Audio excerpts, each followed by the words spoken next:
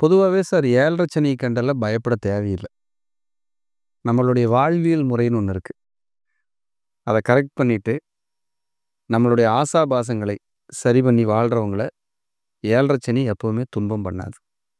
இந்த குடும்பத்த பிரிஞ்சு வாழ்றாங்கல்ல, வேலை நிமித்தமா வெளியூர் போறது, குடும்பத்த எனக்கு சந்திக்கிறதுக்கே நேரம் கிடைக்கலன்னு சொல்றது, இவங்களையும் 7:30 ஒண்ணும் பண்ணாது.